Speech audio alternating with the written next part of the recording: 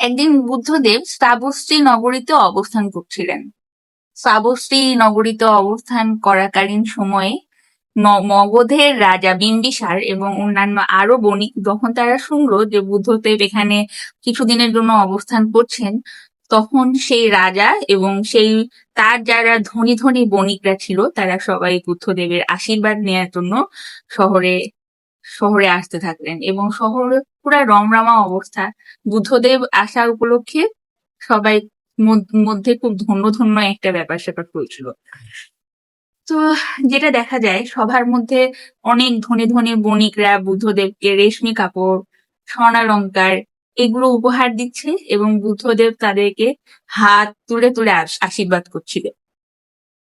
কিন্তু সবাই এটা লক্ষ্য করছিল সবার মধ্যে বুদ্ধদেবের কোথাও কোনো আনন্দের ছাপ ছিল না। সেই সভায় এত মানুষ উপস্থিত ছিল, বুদ্ধদেব কেন জানি আনন্দ খুঁজে পাচ্ছিলেন না। এটা যারা রাজা ছিল, রাজার যারা বণিকরা ছিল তারাও এটা লক্ষ্য করছিল, কিন্তু তারা খুব একটা এটা নিয়ে তেমন একটা কথা বলছিল না।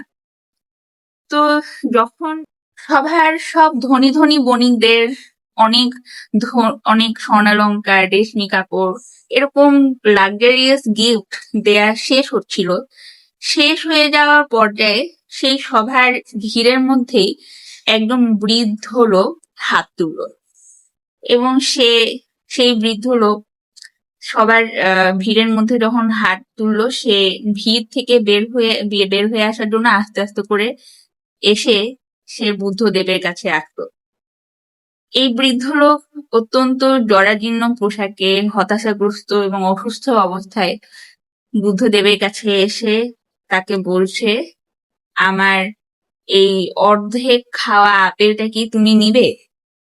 বুদ্ধদেব পরম যত্নে মমতায় হাত বাড়িয়ে সেই আপেলটি গ্রহণ করলো এবং সে তার আসন থেকে উঠে সেই বৃদ্ধের দেয়া অর্ধেক আপেলটা গ্রহণ করে নিল।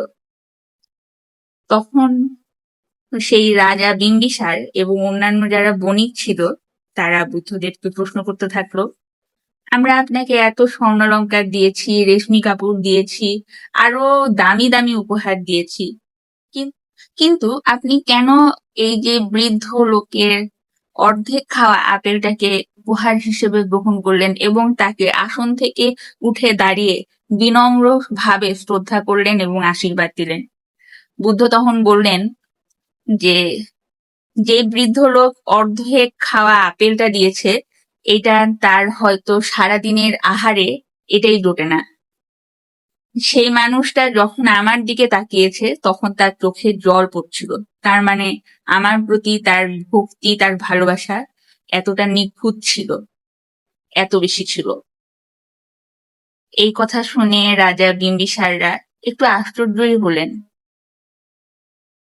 আজকের এই স্টোরিটার মোরাল হচ্ছে, পৃথিবীতে সবচেয়ে দামি উপহার হচ্ছে মানুষের নির্ভেজাল মন।